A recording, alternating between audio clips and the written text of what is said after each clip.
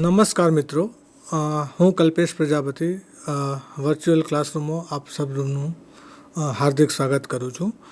હવે આજે જે ટૉપિકની હું વાત કરી રહ્યો છું, જે આઈટીઆઈના વિદ્યાર્થીઓ છે જે એમ્પ્લોયબિલિટી સ્કિલ વિશે ભણે છે, એમાં એક ચેપ્ટર છે એન્ટરપ્રિન્યોરશિપ સ્કિલ. હવે એન્ટરપ્રિન્યોરશિપ સ્કિલનો એક પાર્ટ છે ઇન્વેસ્ટમેન્ટ પ્રોક્યોરમેન્ટ. હવે ઇન્વેસ્ટમેન્ટ એટલે રોકાણ અને પ્રોક્યોરમેન્ટ એટલે પ્રાપ્તિ. ઓકે, તો ઇન્વેસ્ટમેન્ટ પ્રોક્યોરમેન્ટ એ શું છે? તો રોકાણની પ્રાપ્તિ. તો પહેલાં જે આગળ જે સેશન હતું એમાં આપણે રોકાણમાં કઈ કઈ સંસ્થાઓ છે કે જે તમને ફાઇનાન્શિયલી ટ્રેનિંગ માટે એઝ વેલ એઝ કન્સલ્ટન્સી માટે તમને હેલ્પ કરે છે. અને મેઇનલી જે ફાઇનાન્શિયલી ઇન્સ્ટિટ્યૂટ છે એ લોકો તમને આના માટે હેલ્પ કરતી હોય છે. પણ અહીંયા એક ટૉપિક છે કે ભાઈ ઇન્વેસ્ટમેન્ટ પ્રોક્યોરમેન્ટ. તો ઇન્વેસ્ટમેન્ટ ક્યાંથી મળશે એ તમને ખબર પડી છે, પણ ઇન્વેસ્ટમેન્ટ લેવા માટે શું કરવું પડશે એ માટેનો આ એક ટૉપિક છે, જેનો મતલબ છે ઇન્વેસ્ટમેન્ટ પ્રોક્યોરમેન્ટ. ઇન્વેસ્ટમેન્ટ એટલે રોકાણ અને પ્રોક્યોરમેન્ટ એટલે પ્રાપ્તિ. Investment procurement. ઓકે, તો આના વિશે આપણે ડિટેલમાં ચર્ચા કરીશું. તો જે ઇન્વેસ્ટમેન્ટ પ્રોક્યોરમેન્ટ છે, રોકાણ પ્રાપ્તિ છે. રોકાણ પ્રાપ્તિ કરવા માટે એક મહત્ત્વનો વસ્તુ હોય છે કે ભાઈ રિપોર્ટ, પ્રોજેક્ટ રિપોર્ટ. હવે તમારો પ્રોજેક્ટ રિપોર્ટ કેટલો સ્ટ્રોંગ છે એના ઉપરથી ખબર પડશે કે ભાઈ તમને કેટલું રોકાણ મળી શકશે. જો તમારો પ્રોજેક્ટ રિપોર્ટ યા ફિર feasibility report means project report feasible નહીં હોય તો તમને એ રોકાણ પણ મળવાની શક્યતાઓ ઘણી નહિવત રહેલી છે. તો એ માટે તમારો જે પ્રોજેક્ટ રિપોર્ટ છે એ સ્ટ્રોંગ હોવો જોઈએ. અને પ્રોજેક્ટ રિપોર્ટમાં જે ફિઝિબિલિટી હોવી જોઈએ પ્રોજેક્ટ રિપોર્ટની, એ ફિઝિબિલિટી પણ સ્ટ્રોંગ હોવી જોઈએ. તો ફિઝિબિલિટી નહીં હોય પ્રોજેક્ટ રિપોર્ટની તો તમને રોકાણ મળવાની કોઈ પણ શક્યતાઓ રહેશે નહીં. તો પહેલાં તો આપણે ફોકસ કરવું પડે કે ભાઈ પ્રોજેક્ટ રિપોર્ટ કેટલો સ્ટ્રોંગ આપણે બનાવી શકીએ છીએ. તો ચલો આપણે ઇન્વેસ્ટમેન્ટ પ્રોક્યોરમેન્ટ માટેને જે ચેપ્ટર છે એની વિગતવાર ચર્ચા કરીએ. હવે preparation of the business plan project report. તો જ્યારે પણ પ્રોજેક્ટ રિપોર્ટ તમે બનાવતા હોય ત્યારે તમારે શું શું ધ્યાનમાં લેવું જોઈએ? આમ તો જોવા જઈએ તો બધી જ વસ્તુ જ્યારે પણ પ્રોજેક્ટ રિપોર્ટ તમે બનાવતા હોય ત્યારે ઇનપુટથી લઈને આઉટપુટ સુધીની બધી જ વસ્તુ તમારે એમાં આવરી લેવાની હોય છે. તમારી પર્સનલ ડિટેલથી લઈને બધું જ હોય છે. પણ અહીંયા આપણે જે ભણીએ છીએ એમાં મેઇન વસ્તુ કઈ છે કે તમારે જે આવરી લેવી પડે. તો અહીંયા મેં લખ્યું છે કે પ્રોજેક્ટ રિપોર્ટ જ્યારે બનાવતા હોય તમે તો સિલેક્શન ઓફ ધ પ્રોડક્ટ. તો કઈ પ્રોડક્ટનું તમે ઉત્પાદન કરવા માગો છો તો એ વસ્તુ હોય છે. પછી availability of the raw material. હવે તમે કોઈપણ રો મટીરિયલ, કોઈપણ પ્રોડક્ટ પ્રોડ્યુસ કરવા માગતા હોય, ઉત્પાદન કરવા માગતા હોય તો એના માટેનું raw material nearby available છે કે નહીં. જો નિયર બાય અવેલેબલ નહીં હોય તો તમારે ટ્રાન્સપોર્ટ બીજી જગ્યાએથી લેવું પડશે, મીન્સ ટ્રાન્સપોર્ટ કરવું પડશે અને એની ટ્રાન્સપોર્ટેશન કોસ્ટ વધી જશે. તો અલ્ટિમેટલી જે તમારો આઉટકમ છે, ફાઇનલ પ્રોડક્ટ છે, એની કોસ્ટ પણ વધી જશે. તો availability of raw material and labour, આ બંને વસ્તુ અવેલેબિલિટી છે લેબરની અને રો મટીરિયલની, બંનેની નિયર બાય અવેલેબિલિટી છે કે નહીં. ત્રીજું છે કે મશીનરી અને ટેકનોલોજી. કઈ મશીનરીની જરૂર પડશે? તમે કોઈ પણ પ્રોડક્ટ બનાવવા માગો છો તો કઈ મશીનરીની જરૂર પડશે અને જે પણ મશીનરીની જરૂર પડશે એમાં કઈ ટેકનોલોજી યુઝફુલ થશે. કારણ કે મશીનરી અને ટેકનોલોજી એ પણ ઇમ્પોર્ટન્ટ વસ્તુ છે કોઈ પણ પ્રોડક્ટના ડેવલપમેન્ટ માટે. એના પછી છે ઇન્વેસ્ટમેન્ટ, કે કોઈ પણ વસ્તુનું તમે ધંધો સ્ટાર્ટ કર્યો તો પ્રોડક્ટ બનાવવા માગો છો યા પછી સર્વિસ બિઝનેસમાં છો તમે તો investment it's a key success factor. કે ભાઈ ઇન્વેસ્ટમેન્ટ નહીં હોય તો ધંધો સ્ટાર્ટ થવાનો નથી. તો ઇન્વેસ્ટમેન્ટ કેટલું રહેવાનું છે તમારા પ્રોજેક્ટમાં, ઇન્વેસ્ટમેન્ટ શો કરવું પડે છે.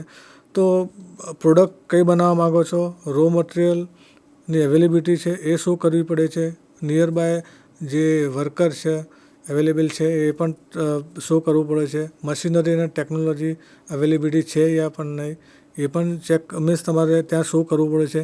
ઇન્વેસ્ટમેન્ટ ક્યાંથી લાવશો તમે એ પણ તમારા પ્રોજેક્ટ રિપોર્ટમાં તમે શો કરવું પડે છે. પછી ફાઇનાન્શિયલ સોર્સિસ. ફાઇનાન્શિયલ સોર્સિસમાં મીન્સ જે તમારા ફાઇનાન્શિયલ સોર્સિસ ક્યાંથી પૈસા તમે લાવવાના છો, ઇન્વેસ્ટમેન્ટ કેટલું છે અને ક્યાંથી લાવવાના છો પૈસા, એ તમારે શો કરવું પડે છે. કે ઇન્વેસ્ટમેન્ટ લગભગ 10 કરોડનું હોય તો એ ઇન્વેસ્ટમેન્ટ તમે ફાઇનાન્શિયલ સોર્સિસ ક્યાંથી લાવવાના છો, તો ફાઇનાન્શિયલ સોર્સિસ અને ઇન્વેસ્ટમેન્ટ બંને પણ તમારે ત્યાં શો કરવું પડે. પ્રોડક્શન પ્રાઇસ મીન્સ તમે કોઈ પણ પ્રોડક્શન યુનિટમાં કોઈ પણ વસ્તુનું ઉત્પાદન કરો છો તો એની પ્રોડક્શન પ્રાઇસ કેટલી રહેશે, કારણ કે પ્રોડક્ટ ઉત્પાદન કર્યા પછી એની પ્રોડક્શન પ્રાઇસ નીકાળવી પડે, પછી એની સેલિંગ પ્રાઇસ કેટલી છે. તો પ્રોડક્શન પ્રાઇસ અને સેલિંગ પ્રાઇસ એ બેવાનું જે માર્જિન હોય છે એના પછીનું જે માર્જિન હોય છે એ પ્રોફિટ હોય છે તમારું. તો તમારો પ્રોફિટ કેટલો રહેશે, પ્રોડક્શન પ્રાઇસ કેટલી રહેશે અને સેલિંગ પ્રાઇસ કેટલી રહેશે, એ બધું જ તમારે એ પ્રોજેક્ટ રિપોર્ટમાં શો કરવું પડે છે. જો તમારો પ્રોજેક્ટ રિપોર્ટ સ્ટ્રોંગ નહીં હોય તો તમને ફાઇનાન્શિયલી કોઈ હેલ્પ નહીં મળે, અને જો તમારો પ્રોજેક્ટ રિપોર્ટ સ્ટ્રોંગ હશે તો તમને ફાઇનાન્શિયલી હેલ્પ મળવાના પૂરેપૂરા ચાન્સીસ છે. કારણ કે કોઈ પણ બેંકમાં તમે લોન માટે જશો તો તમારો પ્રોજેક્ટ રિપોર્ટ કેવો છે એના ઉપર જ ડિપેન્ડ છે કે તમને લોન મળશે કે નહીં મળે. તો પ્રોજેક્ટ રિપોર્ટ સ્ટ્રોંગ કેવી રીતે બનાવી શકાય, તો બધી જ વસ્તુ એમાં આવરી લેવી પડે. હવે પ્રોજેક્ટ ફોર્મ્યુલેશન, હવે પ્રોજેક્ટ ક્યાંથી તમે મીન્સ સારો પ્રોજેક્ટ તમે ક્યાંથી બનાવી શકો. આ પ્રોજેક્ટ રિપોર્ટ બનાવવા માટે જે પ્રાઇવેટ સોર્સિસ છે કે કોઈ પણ સીએસ છે, પ્રોજેક્ટ એક્સપર્ટ છે મીન્સ MBAs છે, એ લોકો જે એક્સપર્ટ્સ હોય છે એના ત્યાંથી પણ તમે સારો પ્રોજેક્ટ રિપોર્ટ બનાવી શકો છો. એ લોકો તમને સલાહ આપી શકે છે. એના સિવાય જો આપણે વાત કરીએ તો ગવર્મેન્ટ સંસ્થાઓ ઘણી બધી છે કે જે પ્રોજેક્ટ રિપોર્ટ બનાવવા માટે તમને હેલ્પ કરે છે. જેમાં એક સંસ્થાનું નામ છે SISI means small industry service institute, બીજી છે Gujarat industrial and technical consultancy means GITCO, GITCO, અને ચોથી જે સંસ્થા છે ડિસ્ટ્રિક્ટ ઇન્ડસ્ટ્રી સેન્ટર DIC. તો આ જે 3 સરકારી સંસ્થાઓ છે જે તમને પ્રોજેક્ટ રિપોર્ટ બનાવવા માટે યા પ્રોજેક્ટ ફોર્મ્યુલેશન માટે તમને હેલ્પ કરે છે. જો પ્રાઇવેટ સંસ્થા સાથે તમે સંકળાવા માગતા હોય તો CS છે, MBA છે, પ્રોજેક્ટ એક્સપર્ટ છે, એ લોકો પોતાની ફીસ લઈને તમને એ પ્રોજેક્ટનું ફોર્મ્યુલેશન કરી આપે છે. ઓકે, તો type of project report, project રિપોર્ટના ટાઈપ કયા કયા હોઈ શકે, તો આ તો ટાઈપમાં એક વર્ગીકરણ અહીંયા મેં કર્યું છે. તો પહેલું છે કે પ્રિલિમરી સ્ટડી. તો પ્રોજેક્ટમાં જે પ્રોજેક્ટ છે એને સ્ટ્રોંગ બનાવવા માટે આ 3 વસ્તુ બહુ અગત્યની વસ્તુ છે. તો પ્રિલિમરી સ્ટડી, તો પ્રિલિમરી સ્ટડીમાં શું હોય છે કે પ્રોડક્ટ રિલેટેડ થિંગ, કઈ કઈ પ્રોડક્ટ હશે, કઈ પ્રોડક્ટનું ઉત્પાદન કરવા માગો છો તમે, એમાં કઈ કઈ રો મટીરિયલની જરૂર પડશે, એમાં કઈ કઈ ટેકનોલોજીની જરૂર પડશે, ફાઇનાન્શિયલ ઇન્વેસ્ટમેન્ટ કેટલું રહેશે એમાં, અને એ જે પ્રોડક્ટ તમે બનાવવા માગો છો એના અવેજમાં બીજી કોમ્પિટિશનમાં કઈ પ્રોડક્ટ છે. ઓકે, તો એ પણ વસ્તુ તમારે એ પ્રોજેક્ટ રિપોર્ટમાં જોવી પડે. કારણ કે કોઈ ક્રીમ બનાવવા માગતા હોય તો ક્રીમ માર્કેટમાં કેટલી અવેલેબલ છે, એની પ્રાઇસ શું છે, એ પણ તમારે એનાલિસિસ કરવું પડે. કોઈ શોપ બનાવવા માગો છો તમે તો શોપ તમે બનાવવાની કોઈ ફેક્ટરી નાખો છો તો બીજા કોમ્પિટિશનમાં કેટલા શોપ છે, એની પ્રાઇસ શું છે. તો કોમ્પિટિશન જે કોમ્પિટિટિવ સિનારીઓ છે એને કમ્પેર કરીને એની કોસ્ટિંગ અને એ બધું જોઈને અને કોમ્પિટિશનનો સિનારીઓ જોઈને તમારે પ્રોડક્ટનું સિલેક્શન કરવું પડે. એના પછી છે ફિઝિબિલિટી સ્ટડી. મીન્સ ફિઝિબિલિટી સ્ટડીનો મતલબ એ છે કે શક્યતાઓ, ફિઝિબિલિટી મીન્સ શક્યતાઓ, કે તમે જે પ્રોજેક્ટ બનાવો છો ઓકે તો એ ફિઝિબલ શક્ય છે કે નહીં. હવે આપણે એક સિમ્પલ એક્ઝામ્પલ લઈએ કે ભાઈ liquor business, okay wine business એ ફિઝિબલ નથી ગુજરાતમાં, પણ આ જ બિઝનેસ જો તમે રાજસ્થાનમાં જાઓ તો એ ફિઝિબલ છે.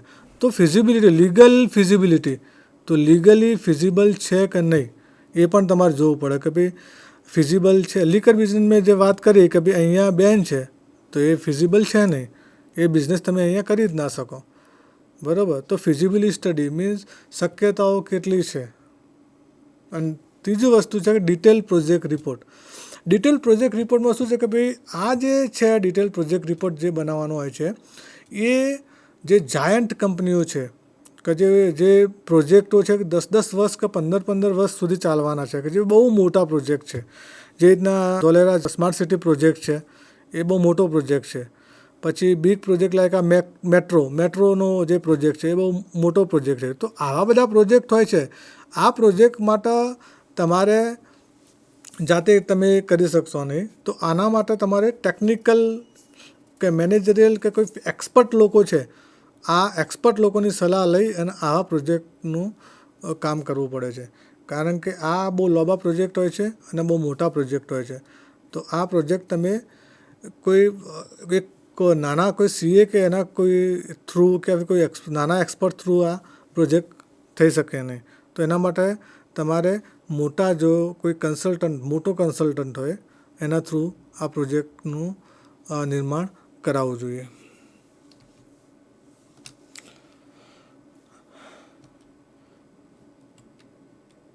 ઓકે, મેં આજે ફિઝિબિલિટીની વાત કરી કે ભાઈ ટાઈપ ઓફ ફિઝિબિલિટીનો મતલબ છે કે ભાઈ શક્યતાઓ, કે ભાઈ કેટલી શક્યતાઓ છે. કોઈ પણ પ્રોજેક્ટ છે કે કોઈ પણ પ્રોડક્ટ છે એ કેટલી ફિઝિબલ છે, મીન્સ સક્સેસ થવા માટેની શક્યતાઓ કેટલી છે.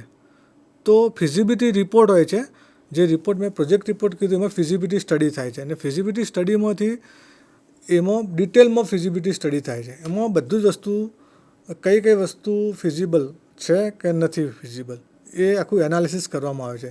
એમાં ફિઝિબિલિટી સ્ટડીમાં દેખો અહીંયા મેં લખ્યું કે ભાઈ માર્કેટ ફિઝિબિલિટી.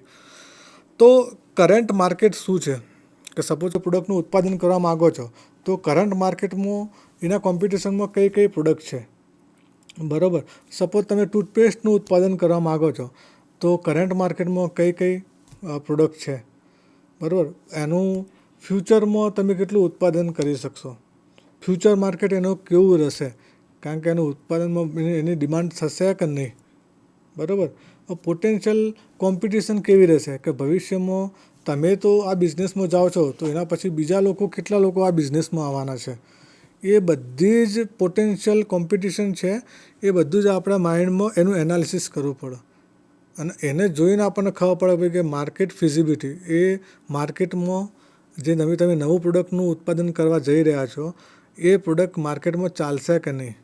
કારણ કે કોઈ પણ વસ્તુ છે કે આ માર્કેટ ફિઝિબિલિટી બહુ અગત્યની વસ્તુ છે, કે જ્યારે પણ તમે માર્કેટ ફિઝિબિલિટી એનાલિસિસ કરશો ત્યારે તમને કોમ્પિટિશન ભવિષ્યમાં આ પ્રોડક્ટ ચાલશે કે નહીં ચાલે, કે કેટલી ચાલશે.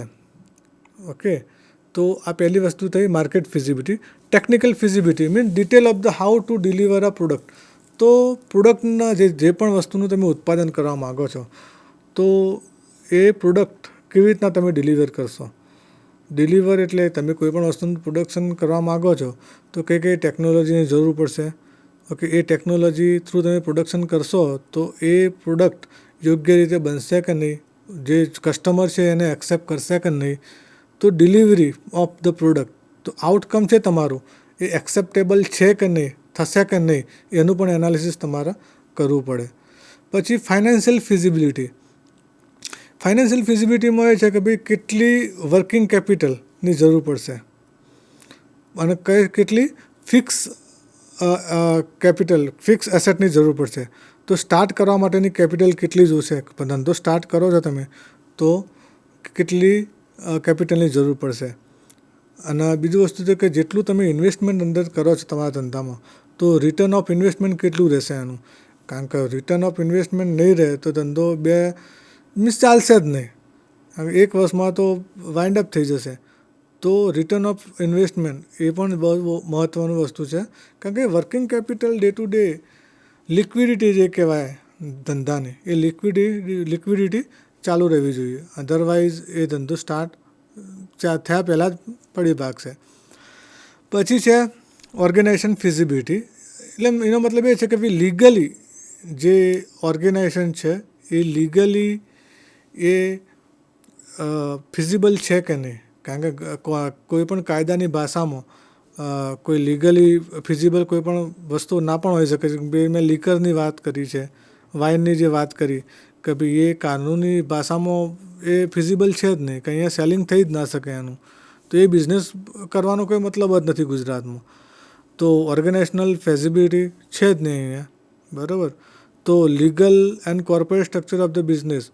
તો કોર્પોરેટ સ્ટ્રક્ચર તમારું બિઝનેસનું કેવું રહે છે, કે તમે પ્રાઇવેટ ફર્મ ઊભી કરવા માગો છો, કે લિમિટેડ કંપની ઊભી કરવા માગો છો, કે ભાઈ પાર્ટનરશિપ ફર્મ ઊભી કરવા માગો છો, કે ભાઈ પોતાનું એક અલગ વેન્ચર ઊભું કરવા માગો છો. તો એના ઉપરથી પણ ખબર પડે કે ભાઈ તમારું જે ફર્મ છે એનું સ્ટ્રક્ચર, કોર્પોરેટ સ્ટ્રક્ચર કેવું હશે. તો ફિઝિબિલિટીમાં મેં તમને કીધું માર્કેટ ફિઝિબિલિટી છે, ટેકનિકલ ફિઝિબિલિટી છે, ફાઇનાન્શિયલ ફિઝિબિલિટી છે, ઓર્ગેનાઇઝેશનલ ફિઝિબિલિટી છે, ઇકોનોમિકલ વાયબિલિટી ઓર ફિઝિબિલિટી તમે કહી શકો છો કે ભાઈ એનું પ્રોડક્શન કોસ્ટ કેટલી રહેશે. કોઈપણ પ્રોડક્ટનું ઉત્પાદન તમે કરવા માગો છો તો એનું પ્રોડક્શન કોસ્ટ કેટલી રહેશે, પછી સેલિંગ કોસ્ટ કેટલી રહેશે, તમારું પ્રોફિટ માર્જિન કેટલું રહેશે, then કેપિટલ એસેટ કેટલી હશે એની, પછી એનું વર્કિંગ કેપિટલ કેટલું હશે, રેવન્યુ કેટલું હશે, તમારું એક્સપેક્ટેડ સેલિંગ કેટલું હશે, એમાં તમારું માર્જિન પ્રોફિટ કેટલું હશે.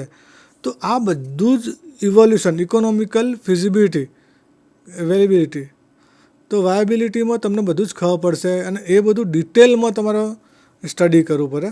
ત્યારે જ આ વસ્તુની ખબર પડશે કે તમારું પ્રોડક્શન કોસ્ટ, પછી ફિક્સ કોસ્ટ, વર્કિંગ કેપિટલ, પછી તમારું substantial share of market, means કેટલું માર્કેટ તમે કેપ્ચર કરી શકશો, માર્કેટમાંથી કેટલા લોકો કસ્ટમરને તમને એટ્રેક્ટ કરી શકશો, રેવન્યુ કેટલું થવાનું છે એનું, અને પ્રાઇસ સ્ટ્રક્ચર કેટલું રાખી શકીશું આપણે. કેમ કે કોઈ પણ વસ્તુ તમે પ્રોડક્શનનું ઉત્પાદન કરશો તો કોસ્ટ પ્લસ પ્રોફિટ એ બંને એડ કરીને તમે એનું ફાઇનલ પ્રાઇસ ડિસાઇડ કરશો. દેન એસ્ટિમેશન એન્ડ ધ કોસ્ટિંગ. તો કોસ્ટિંગમાં દેખો અહીંયા બે ટાઈપની કોસ્ટિંગ જે બહુ મહત્ત્વની વસ્તુ છે કે project cost such as a land, building and plant, machinery, કે જે ફિક્સ કોસ્ટ છે કે જેની જે કિંમત છે એ બહુ વધુ છે. તો એ પણ તમારે એનાલિસિસ કરવું પડે કે ભાઈ આ કોસ્ટ આપણે આની કોસ્ટ કેટલી રહેશે. અને રિકરિંગ એક્સપેન્સીસ જેને કહેવાય આપણો વર્કિંગ કેપિટલ નીડ, કે જે ડે ટુ ડે હોય છે, કે ભાઈ રો મટીરિયલ નીડ છે, વેજીસ ઓફ પર્સોનલ છે, બીજા બધા જે ખર્ચાઓ છે, એ બધા જે ખર્ચાઓ છે એના માટેની આ ટોટલી એનાલિસિસ કરવું પડે છે. દેન મેનેજરિયલ કમ્પિટન્સી એન્ડ લીગલ ફોર્માલિટીઝ. તો એ પણ વસ્તુ કે જોઈ છે કે ભાઈ કોઈ પણ પ્રોજેક્ટ રિપોર્ટ બનાવીએ છીએ આપણે તો મેનેજરિયલ કમ્પિટન્સી, કે જે ધંધાને સ્ટાર્ટ કરવા માટે જે મેનેજરિયલ સ્કિલ જોઈએ છે, જે ધંધાને રન કરવા માટે જે મેનેજરિયલ સ્કિલ જોઈએ છે, એ લોકો આપણા જોડે પાસે અવેલેબલ છે કે નહીં. કારણ કે એ વ્યક્તિઓ અવેલેબલ નહીં હોય તો ધંધો સ્ટાર્ટ કરી દેશો, પછી તમારે day to day work, operational work કરવા માટે પણ તો કઈ કમ્પિટન્સીની જરૂર છે, કેટલા લોકો અવેલેબલ છે અને કેટલા લોકોની રિક્રુટમેન્ટ કરવી પડશે, કેટલા સ્ટાફની જરૂર પડશે, એ બધું મેનેજરિયલ કમ્પિટન્સી અને લીગલ ફોર્માલિટીઝ. લીગલ ફોર્માલિટીઝ કે કોઈ પણ ધંધો સ્ટાર્ટ કરવો હોય તો પહેલાં જે ઇન્ડસ્ટ્રીયલ પોલિસી હોય છે કોઈ પણ રાજ્ય કે દેશની, ઓકે, તો ઇન્ડસ્ટ્રીયલ પોલિસી છે એના અકોર્ડિંગલી તમારે એના લીગલ જે રૂલ્સ એન્ડ રેગ્યુલેશન છે એને ફોલો કરવાના હોય છે. તો એ રૂલ્સ એન્ડ રેગ્યુલેશનના પ્રમાણે તમારે તમારું પ્રોડક્ટ બનાવવાની હોય છે. કે જો રૂલ્સ એન્ડ રેગ્યુલેશનના હિસાબે તમારી પ્રોડક્ટ નહીં હોય તો એ ફિઝિબલ રહેશે નહીં અને તમારો જે આખો પ્રોજેક્ટ છે એ ઇનલીગલ ગણાશે. તો લીગલ ફોર્માલિટી અને મેનેજરિયલ કમ્પિટન્સી આ બંનેનું પણ સારી રીતે ધ્યાન રાખી અને આખો પ્રોજેક્ટ રિપોર્ટ, જે બ્રીફલી તમને કીધું કે ભાઈ પ્રાઇમરી સ્ટડી, ફિઝિબિલિટી અને ડિટેલ પ્રોજેક્ટ રિપોર્ટ, આ ત્રણ વસ્તુનું બહુ જ ધ્યાન રાખવું પડે. અને જે ડિટેલ રિપોર્ટ પ્રોજેક્ટ કીધો એ ડિટેલ પ્રોજેક્ટ રિપોર્ટ એ મોટા જે પ્રોજેક્ટ છે એના માટે છે, જેમાં ટોટલી ડિટેલ આવી જાય છે. અને જે ફિઝિબિલિટી જે મેં તમને કીધું કે ભાઈ 6 ટાઈપની ફિઝિબિલિટી કે 7 ટાઈપની ફિઝિબિલિટી મેં તમને અહીંયા બતાવી તમને, અને એક પ્રાઇમરી સ્ટડી. એટલે આ 3 વસ્તુ ઉપર ફોકસ કરવું જોઈએ જ્યારે પણ તમે પ્રોજેક્ટ રિપોર્ટ બનાવતા હોય ત્યારે. હવે cost of product. Cost of પ્રોડક્ટનો મતલબ શું છે કે ભાઈ કોઈ પણ પ્રોડક્ટ તમે બનાવો છો, પહેલાં તો પ્રોડક્ટ અને સર્વિસ આ બંનેનો તમને ખ્યાલ હોવો જોઈએ કે what is the difference between product and service. તો પ્રોડક્ટ વસ્તુ એ છે કે જેને તમે ફિઝિકલી ટચ કરી શકો છો અને સર્વિસ એ વસ્તુ એ છે કે જેને તમે ટચ કરી શકતા નથી, એનો અહેસાસ તમને ના થાય, એ સર્વિસ છે. પ્રોડક્ટને તમે જોઈ શકો છો, સર્વિસને તમે જોઈ શકતા નથી. પ્રોડક્ટ છે એને ટ્રાન્સફર કરી શકો છો, સર્વિસને તમે ટ્રાન્સફર કરી શકતા નથી. તો પ્રોડક્ટ જે છે કે તમે દેખી શકો છો, ટચ કરી શકો છો, સર્વિસને તમે દેખી શકતા નથી, ટચ કરી શકતા નથી. તો અહીંયા જો વાત કરીએ તો કોસ્ટ ઓફ પ્રોડક્ટ, તો કોઈ પણ પ્રોડક્ટ છે એની કોસ્ટ શું થશે, તો 3 ટાઈપની કોસ્ટ મેં અહીંયા બતાવી છે, તમને સમજાવીશ તમને. તો મટીરિયલ કોસ્ટ, લેબર કોસ્ટ અને એક્સપેન્સીસ. તો મટીરિયલ કોસ્ટ શું હોય છે કે કોઈ પણ પ્રોડક્ટનું ઉત્પાદન કરવું હોય તમારે, સપોઝ મેં એક સિમ્પલ એક્ઝામ્પલ તમને લઉં તો કોઈ પણ ફેક્ટરી છે કે ભાઈ શૂઝ બનાવે છે, તો શૂઝ બનાવતો હોય તો એના માટે પહેલું વસ્તુ છે કે ભાઈ ચામડાની જરૂર પડે, ચામડા પછી એને જે પ્લાસ્ટિકના સોલની જરૂર પડે અને એક દોરીની જરૂર પડે, જે શૂઝ લેસ હોય છે એની. તો આ છે મટીરિયલ છે એના માટે. તો મટીરિયલ કોસ્ટ કેટલી રહેશે એની, તો શૂઝ બનાવતો હોય તો એની મટીરિયલ કોસ્ટ કેટલી રહેશે. હવે લેબર કોસ્ટ એનો મતલબ શું કે ભાઈ એ શૂઝ બનાવવા છે તમારે તો કેટલા લોકોની જરૂર પડશે, એના માટે કારીગરો તમારે રોકવા પડશે, બરાબર. તો કેટલા લોકોની જરૂર પડશે, એના કેટલું વેતન ચૂકવવું પડશે. તો રો મટીરિયલની કોસ્ટ કેટલી થશે, પછી લેબરની કોસ્ટ કેટલી થશે, પછી અધર એક્સપેન્સ મીન્સ રેન્ટ કેટલું થશે. રેન્ટ મીન્સ કોઈ પણ જગ્યા પર તમે પોતાની ફેક્ટરી નાખો છો તો એનું રેન્ટ, યા ફિર ડેપ્રિસિએશનનો મતલબ એ છે કે એનો ઘસારો કેટલો થશે. પાવર મીન્સ ઇલેક્ટ્રિસિટી, તો ઇલેક્ટ્રિસિટી કેટલી વપરાશે. તો આ 3 ટાઈપના જે ખર્ચા મેં બતાવ્યા કે મટીરિયલ કોસ્ટ, લેબર કોસ્ટ અને અધર એક્સપેન્સીસ. તો આ 3 કોસ્ટનું જે સમેશન છે એ તમારા જે પ્રોડક્ટ છે એની કોસ્ટ છે, ફાઇનલ કોસ્ટ છે. ઓકે, તો મટીરિયલ કોસ્ટ, લેબર કોસ્ટ અને એક્સપેન્સીસ. ઓકે, હવે જે કન્સેપ્ટ છે કે concept of direct and indirect cost.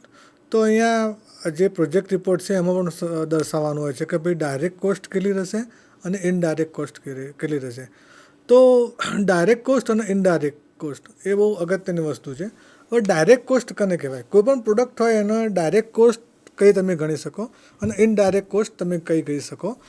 તો સપોઝ એક સિમ્પલ મેં એક્ઝામ્પલ હમણાં આપ્યું હતું કે ભાઈ કોઈ પણ શૂઝ બનાવતી કોઈ ફેક્ટરી છે, તો એમાં જો ડાયરેક્ટ કોસ્ટ આપણે ગણવી હોય તો ડાયરેક્ટ કોસ્ટમાં શું છે કે ભાઈ એનું જે ચામડું છે એ ડાયરેક્ટ કોસ્ટમાં આવે છે. એના પછી જે એનું પ્લાસ્ટિક છે સોલ એ ડાયરેક્ટ કોસ્ટમાં આવે છે. એના પછી જો એની શૂઝની જે દોરી છે એ પણ એ ડાયરેક્ટ કોસ્ટમાં આવશે. હવે એ જ જો શૂઝ બનાવવા માટે હવે ડાયરેક્ટ જે પણ લેબર કામ કરે છે એ પણ ડાયરેક્ટ કોસ્ટમાં આવશે. અને એના પછી એ જો પ્રોડક્ટ બનાવવા માટે જે પણ વીજળીનું ઉત્પાદન થાય છે કે જે લોકો ત્યાં એ પર્ટિક્યુલર પ્રોડક્ટ બનાવવા માટે ત્યાં મજૂરી કે વેજીસ ઉપર કામ કરે છે એ ડાયરેક્ટ કોસ્ટમાં આવે છે. તો એ બધી જ આપણે એમાં ઇન્ક્લુડ કરીશું એ ડાયરેક્ટ કોસ્ટમાં. તો ડાયરેક્ટ કોસ્ટમાં પણ 3 ટાઈપ છે. એક છે ડાયરેક્ટ મટીરિયલ, ડાયરેક્ટ લેબર અને ડાયરેક્ટ એક્સપેન્સીસ, બરાબર. તો ડાયરેક્ટ લેબર મેં તમને કીધું એ કે જે ડાયરેક્ટલી પ્રોડક્ટ સાથે એસોસિએટ છે, ડાયરેક્ટ મટીરિયલ કે જે પ્રોડક્ટ સાથે ડાયરેક્ટલી અટેચ છે, અને ડાયરેક્ટ એક્સપેન્સીસ કે જે આપણે પ્રોડક્ટ બનાવવા માટે જે એક્સપેન્સીસ થાય છે જે ડાયરેક્ટલી ઇન્ક્લુડ છે, જે વીજળી મેં કીધી એ, બરાબર. તો એને આપણે ડાયરેક્ટ કોસ્ટ કહીશું. ઇનડાયરેક્ટ કોસ્ટમાં આપણે જો જોવા જઈએ તો એ જે કોસ્ટ છે એ ડાયરેક્ટલી પ્રોડક્ટ સાથે અટેચ નથી હોતી, એ ઇનડાયરેક્ટલી પ્રોડક્ટ સાથે અટેચ હોય છે કે જે એના પ્રોડક્શનના અને એ કોસ્ટને કોઈ લેવા દેવા હોતું નથી.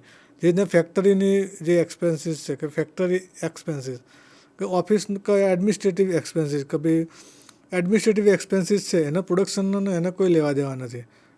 શૂઝ કોઈ બીજી જગ્યાએ બને છે, ફેક્ટરી આઉટલેટ અલગ જગ્યાએ છે અને એની કોર્પોરેટ ઓફિસ અલગ જગ્યાએ છે. તો એના ખર્ચા એ ઇનડાયરેક્ટ કોસ્ટમાં આવશે. જેના સેલિંગ છે અને ડિસ્ટ્રીબ્યુશન એક્સપેન્સીસ છે, કોસ્ટ છે કે ભાઈ એનો પ્રોડક્ટ છે એને સેલ કરવાની, એને પ્રમોશન કરવાની, એની એડવર્ટાઇઝમેન્ટ કરવાની, એનું ડિસ્ટ્રીબ્યુશન વેચાણ કરવાનું. તો એના જે ખર્ચાઓ છે એ ઇનડાયરેક્ટ કોસ્ટમાં આવશે. તો ડાયરેક્ટ કોસ્ટ અલગ છે, ઇનડાયરેક્ટ કોસ્ટ અલગ છે. તો there is a difference between direct cost and indirect cost. આ જે આ કન્સેપ્ટ છે મેં તમને સમજાવ્યું છે. Type of financial needs. અહીંયા બે ટાઈપની નીડ્સ મેં અહીંયા ડિસ્કસ કરેલી છે. તો ફિક્સ કેપિટલ અને વર્કિંગ કેપિટલ. તો આ બે જે કેપિટલ છે કે ફિક્સ કેપિટલ કે જે મોંઘી જે આઇટમ છે કે પોતાના ધંધા માટે તમે સ્ટાર્ટ કરો છો ત્યારે લોંગ ટર્મ કેપિટલ જેને કહી શકાય કે જે મોટા ડ્યુરેબલ હોય છે કે જે લાંબા સમય સુધી તમારા સાથે રહેવાની છે. જેવી રીતના કે ભાઈ જમીન છે, બિલ્ડિંગ છે કે જે તે બનાવવાના છો, એ મશીનરી છે, ઇક્વિપમેન્ટ છે, ફર્નિચર છે કે જે લાંબા ગાળા સુધી તમારા જોડે રહેવાનું છે એને આપણે ફિક્સ કેપિટલ કહેવાય છે. તો એ ફિક્સ કેપિટલ તમારે કેટલી જરૂર પડશે અને ક્યાંથી લાવશો, બરાબર. અને બીજું છે કે વર્કિંગ કેપિટલ. એટલે વર્કિંગ કેપિટલ હોય છે કે આ ફિક્સ નથી હોતી, ડે ટુ ડે તમારે આની જરૂર પડે છે. તો એ તમે આપણા વર્કિંગ કેપિટલમાં તમે લઈ શકો કે ભાઈ રો મટીરિયલ છે, પેમેન્ટ ઓફ વેજીસ છે, સેલરી છે, રેન્ટ છે, ફ્યુઅલ છે, ઇલેક્ટ્રિસિટી છે, વોટર છે, રિપેર ઓફ મશીનરી છે, મેન્ટેનન્સ ઓફ ધ મશીનરી છે, એડવર્ટાઇઝિંગ છે. આ બધી જે ડે ટુ ડેના જે ખર્ચાઓ હોય છે કે જે વર્કિંગ કેપિટલમાં આપણે ગણી શકીએ. તો બે ટાઈપની કેપિટલ મેં તમને કીધું કે ભાઈ ફિક્સ કેપિટલ અને વર્કિંગ કેપિટલ. કે ફિક્સ કેપિટલમાં શું છે કે ભાઈ જે લાંબા ગાળાની ઇન્વેસ્ટમેન્ટ હોય છે અને એ લાંબા ગાળા સુધી તમારી પાસે રહે છે. અને વર્કિંગ કેપિટલ એ છે કે જે ડે ટુ ડે તમારો જે ધંધો છે એને ચલાવવા માટે જે કેપિટલની જરૂર પડે છે એને વર્કિંગ કેપિટલ કહેવામાં આવે છે. હવે આ જે કેપિટલ છે હવે ક્યાંથી લાવી શકો? મેં તો વાત કરી કે ભાઈ તો ફિક્સ કેપિટલ અને વર્કિંગ કેપિટલ. તો આ બે વસ્તુ બહુ અગત્યની છે ધંધા માટે. તો ક્યાંથી લાવશો? તો પહેલો એક સોર્સ તમારા મેથડ છે કે ભાઈ ઇન્વેસ્ટમેન્ટ ઓફ ઓન સેવિંગ, કે ભાઈ તમારી જે પોતાની સેવિંગ છે એ તમે આ ધંધામાં લગાવી શકો છો. એના બીજી વસ્તુ છે કે rising loan from the friend and relative, કે ભાઈ તમારા જે મિત્રો છે કે તમારા રિલેટિવ છે ત્યાંથી તમે લોન લઈ શકો છો. ત્રીજું છે કે arrangement advance from commercial banks, કે ભાઈ તમારા કોઈ પણ બેંક છે ત્યાં તમારું જે તમે જામીનગીરી મૂકી અને કોઈ પણ બેંક પાસેથી તમે લોન લઈ શકો છો. અને borrowing from the finance company, તો કોઈ પણ ફાઇનાન્શિયલ ઇન્સ્ટિટ્યૂટ છે, પ્રાઇવેટ છે કે ગવર્મેન્ટ છે કે એ ફાઇનાન્શિયલ ઇન્સ્ટિટ્યૂટ છે કે જે તમને લોન આપે છે ત્યાંથી પણ તમે પોતાનું લોન લઈ શકો છો. હવે અહીંયા શોર્ટ ટર્મ અને લોંગ ટર્મ બે ટાઈપની લોન મેં તમને અહીંયા બતાવી છે. તો શોર્ટ ટર્મ લોન હોય છે એ વર્કિંગ કેપિટલ માટે લેવાય છે. મેં તમને કીધું કે ભાઈ ડે ટુ ડે જે તમારો બિઝનેસ સ્ટાર્ટ કરો છો તમે, day to day business start કરવા માટે કે એને રનિંગ કરવા માટે જે કેપિટલની જરૂર પડે છે એને શોર્ટ ટર્મ યા ફિર વર્કિંગ કેપિટલ રિક્વાયરમેન્ટ કહેવાય છે. અને લોંગ ટર્મ એટલે ફિક્સ કેપિટલ કહેવાય કે જે લોંગ ટર્મ લોનની જરૂર પડે છે. કે ભાઈ જે રીતના મેં તમને કીધું કે ભાઈ મશીનરી છે, લેન્ડ છે, પછી ફર્નિચર છે, આ બધી જે વસ્તુ છે એ લોંગ ટર્મ ચાલવાની છે. અને આ જે મશીનરી છે ને એ બધું છે એના માટે જે રોકાણ છે એ પણ બહુ વધુ હોય છે. તો એ ફિક્સ કેપિટલમાં આપણે કન્સિડર કરીએ છીએ. હવે મેં તમને કીધું કે ભાઈ જે નાના ઉદ્યોગો છે એના માટે મેં મુદ્રા યોજના ઉપર ફોકસ હું એટલા માટે કરું છું કે જે લોકો પોતાનું સ્ટાર્ટઅપ કરવા માગે છે અને પોતાનું સ્ટાર્ટઅપ કરીને ઉદ્યોગ સાહસિક બનવા માગે છે એના માટે આ જે 2015માં એ મુદ્રા યોજના સ્ટાર્ટ થયેલી છે. જે આપણા માનનીય વડાપ્રધાન સાહેબે 2015માં મુદ્રા યોજના સ્ટાર્ટ કરી હતી. આ અંતર્ગત જે 3 લોન આપવામાં આવે છે એ રિયલમાં જે યુવાનો છે એમના માટે બહુ જ ઉપયોગી છે અને બહુ હેલ્પફુલ છે. તો પહેલી લોન છે શિશુ છે જે 50,000 સુધીનું તમને લોન આપે છે. બીજું છે કિશોર કે જે 50,000થી લઈને 5 લાખ સુધીની તમને લોન આપે છે. અને ત્રીજું છે તરુણ કે જે 5 લાખથી લઈ અને 10 લાખ સુધીની તમને લોન આપે છે. કે જે લોકો પોતાનો નવો બિઝનેસ સ્ટાર્ટ કરવા માગે છે તો આ યોજનાનો લાભ એ લોકો લઈ શકે છે. બીજું મેં અહીંયા જે ટ્રેડિશનલ મેં તમને કીધું કે ભાઈ ક્યાંથી તમને પ્રોજેક્ટ રિપોર્ટ છે એના અન્વયે તમને ક્યાંથી પૈસા મળી શકે છે. તો બેંક લોન છે, બેંક ઓવરડ્રાફ્ટ છે. હવે એ ઓવરડ્રાફ્ટ એટલે શું કે ભાઈ કોઈ પણ ધંધાદાર વ્યક્તિ હોય તો એનું ચાલુ ખાતું બેંકમાં હોય છે. તો જે કરંટ અકાઉન્ટ છે એના ઉપર એની જે કેશ હોય છે એના સિવાય વધારાની રકમ ઉપાડવા માટે એને એક ફેસિલિટી આપે છે બેંક, બરાબર. તો એને બેંક ઓવરડ્રાફ્ટ ફેસિલિટી કહેવામાં આવે છે કે જે ચાલુ ખાતું કોઈ પણ વેપારીનું હોય એમાં જે રકમ હોય એના કરતાં વધુ રકમ ઉપાડવાની જે ફેસિલિટી મળે છે એને બેંક ઓવરડ્રાફ્ટ કહેવામાં આવે છે. હવે બેંક ઓવરડ્રાફ્ટ જેટલું બેંક ઓવરડ્રાફ્ટ લેવામાં આવે છે એના ઉપર બેંક તમારા જોડેથી એ વ્યાજ દર વસૂલ કરે છે. તો બેંક ઓવરડ્રાફ્ટની મેં વાત કરી. હવે કેશ ક્રેડિટ એ બેંક થ્રુ આપવામાં આવે છે. હવે કેશ ક્રેડિટ વસ્તુ શું છે કે ભાઈ કોઈ પણ ધંધો છે એમાં કેટલો સ્ટોક પડેલો છે, બરાબર. કોઈ ધંધામાં જો માલ સામાન હોય તો માલ સામાન કેટલો રહેલો છે, કેટલો સ્ટોક પડેલો છે, કેટલી ઉઘરાણી બાકી છે, એ બધાના બેઝ ઉપર બેંક કેશ ક્રેડિટ આપે છે વેપારીને. તો ધંધામાં ઉઘરાણી કેટલી છે, સ્ટોક કેટલો પડ્યો છે, માલ સામાન કેટલો પડેલો છે, એના બેઝ ઉપર જે પણ કેશ ક્રેડિટ આપે છે બેંક, એના ઉપર બેંક એના ઉપર વ્યાજ વસૂલ કરે છે.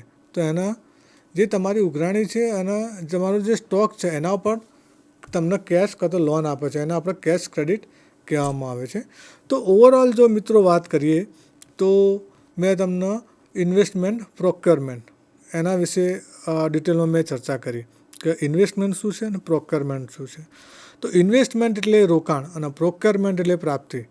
તો ઇન્વેસ્ટમેન્ટ અને પ્રોક્યોરમેન્ટ આ બંને શબ્દો પરથી આપણે સમજી શકાય કે ભાઈ ઇન્વેસ્ટમેન્ટ જેટલું તમારે ઇન્વેસ્ટમેન્ટ કરવું છે, બરાબર. તો ઇન્વેસ્ટમેન્ટ કરવા માટે અને ઇન્વેસ્ટમેન્ટ લેવા માટે હવે પ્રોક્યોરમેન્ટ મીન્સ પ્રાપ્તિ કેવી રીતના કરશું, જો ઇન્વેસ્ટમેન્ટ છે એની પ્રાપ્તિ કેવી રીતના કરશું. તો એના માટે હમણાં જ મેં ચર્ચા કરી કે ભાઈ જે પ્રોજેક્ટ રિપોર્ટ છે તમારો, એ પ્રોજેક્ટ રિપોર્ટ તમારો જેટલો સ્ટ્રોંગ હશે, તે પ્રોજેક્ટ રિપોર્ટમાં મેં વાત કરી કે ભાઈ કઈ પ્રોડક્ટનું તમે ઉત્પાદન કરવા માગો છો, કે કઈ સર્વિસનું ઉત્પાદન કરવા માગો છો, એમાં મશીનરી કઈ હશે, મશીનરી કઈ હશે, એમાં ટેકનોલોજીનો કયો ઉપયોગ થશે, તમે કયા રો મટીરિયલનો ઉપયોગ કરશો, availability of labour means labour એ જગ્યા પર અવેલેબલ છે કે નહીં, જ્યાં લીગલ ફેસિલિટી અવેલેબલ છે કે નહીં, ફિક્સ એસેટ કેટલી જોઈશે, ફિક્સ એસેટમાં જે એસેટ જરૂરી છે એ એસેટ તમારી પાસે અવેલેબલ છે કે નહીં, કેટલા ફાઇનાન્શિયલ સોર્સિસની જરૂર પડશે, એ ફાઇનાન્શિયલ સોર્સિસ તમારી જોડે છે કે નહીં, નથી તો કયા ફાઇનાન્શિયલ સોર્સનો તમે ઉપયોગ કરશો, બેંક જોડે જશો કે ગવર્મેન્ટ કોઈ ઇન્સ્ટિટ્યૂટ પાસે તમે જવાના છો, ફિક્સ કેપિટલની કેટલી જરૂર પડશે, વર્કિંગ કેપિટલની કેટલી જરૂર પડશે, ડાયરેક્ટ કોસ્ટ તમારી કેટલી હશે, ઇનડાયરેક્ટ કોસ્ટ તમારા પ્રોડક્ટની કેટલી હશે, પ્રોડક્ટ બનાવશો એના પછી પ્રોડક્શન કોસ્ટ કેટલી હશે, એના પછી સેલિંગ કોસ્ટ કેટલી હશે, એડવર્ટાઇઝમેન્ટના ખર્ચા કેટલા હશે, ડિસ્ટ્રીબ્યુશનના ખર્ચા કેટલા હશે, ટોટલ લીગલ ફોર્માલિટી જે ગવર્મેન્ટની છે એ લીગલ ફોર્માલિટી કેટલી હશે. આખો જે પ્રોજેક્ટ બનાવો છો તમે, એ પ્રોજેક્ટમાં તમારી જે લીગલ ફોર્માલિટીમાં જો તમે ચૂક કરશો તો તમારો પ્રોજેક્ટ વેસ્ટ જશે. તો સક્સેસફુલ પ્રોજેક્ટ રિપોર્ટ બનાવવા માટે આ બધી જ જે લીગલ ફોર્માલિટી છે એ બહુ અગત્યનો ભાગ ભજવે છે. એના પછી તમારું જે મેં કીધું કે ફિઝિબિલિટી, તો ફિઝિબિલિટી ફોરકાસ્ટિંગ મીન્સ કે તમે જે પણ પ્રોડક્ટનું ઉત્પાદન કરવા માગો છો એની માર્કેટમાં વેલ્યુ કેવી છે, મીન્સ એ પ્રોડક્ટ ભવિષ્યમાં ચાલશે કે નહીં ચાલે, કસ્ટમર એને પરચેઝ કરશે કે નહીં. હવે કસ્ટમર પરચેઝ કરશે તો કેટલા કિંમતમાં પરચેઝ કરશે, ઘણી બધી કોમ્પિટિશન અત્યારે આવી ગઈ છે. તો કોમ્પિટિશનના જમાનામાં પ્રાઇસ તમારી કેટલી હશે, અને તમારી પ્રાઇસ જો ઓછી હશે તો તમારો માર્જિન કેટલો હશે, તમે ડિસ્ટ્રીબ્યુશનનું માર્જિન કેટલું આપશો, રિટેલરનો કેટલું માર્જિન આપશો, કસ્ટમરનું સેટિસ્ફેક્શન પણ તમારું જોવાનું હોય છે. તો ટોટલ જો આપણે વાત કરીએ આ બધી, તો જે તમારો મેઇન વસ્તુ છે એ તમારો પ્રોજેક્ટ રિપોર્ટ છે. તમને ફાઇનાન્શિયલ સપોર્ટ મળશે કે નહીં મળે, એ બધો જ આધાર કોના ઉપર છે, તમારા પ્રોજેક્ટ રિપોર્ટ ઉપર છે. તો તમે જેટલો તમારો પ્રોજેક્ટ રિપોર્ટ કમ્પ્લીટ બનાવશો, સ્ટ્રોંગ મજબૂત બનાવશો, તો તમને ફાઇનાન્શિયલ સપોર્ટ ચોક્કસથી મળશે. ફિઝિબિલિટીની મેં વાત કરી કે ભાઈ ફિઝિબિલિટી પર વધુ ફોકસ કરવું જોઈએ. જો ફિઝિબિલિટી તમારી સ્ટ્રોંગ હશે, કમ્પ્લીટ હશે, તો તમને ફાઇનાન્શિયલ સપોર્ટ મળતા કોઈ પણ રોકી નહીં શકે. તો આવા થોડું જો ડિસ્કસ કરું 1-2 ક્વેશ્ચન તો પછી પ્રધાનમંત્રી જે મુદ્રા યોજના છે ભાઈ આ પ્રશ્ન પૂછાઈ શકે એવું છે. એટલા માટે મેં વાત કરી કે ભાઈ શિશુ તો એમાં કેટલી લોન મળે છે, તરુણ છે તો એમાં કેટલી લોન મળે છે, કિશોર છે તો કેટલી લોન મળે છે. તો એક ક્વેશ્ચન આ રીતના પૂછાઈ શકે કે ભાઈ તરુણ લોન યોજના છે તો એમાં 5 લાખથી 10 લાખ જેટલી તમને લોન મળી શકે છે. શિશુ યોજના છે કે એમાં 50,000ની લોન તમને મળવાપાત્ર છે અને કિશોર યોજના છે 50,000થી 5 લાખ સુધીની લોન તમને મળવાપાત્ર છે. કે જે અત્યારના જે યંગ છે જનરેશન જે પોતાનો બિઝનેસ સ્ટાર્ટ કરવા માગે છે તો એ લોકો માટે માઇક્રો, મીડિયમ અને સ્મોલ સ્કેલ ઇન્ડસ્ટ્રીની જે MSME છે 2006માં જે સ્થાપના થઈ હતી એ અને જે આ પ્રધાનમંત્રી યોજના છે એ બંને બહુ મહત્ત્વનો ભાગ ભજવે છે. ઓકે, નમસ્કાર. ઓકે મિત્રો, તો જે 3 મેં યોજનાની વાત કરી કે શિશુ છે, તરુણ છે અને કિશોર છે. આ 3 યોજનાઓ છે જે નવા ઉદ્યોગકાર છે એમના માટે બહુ મહત્ત્વનો ભાગ ભજવે છે. Okay, thank you.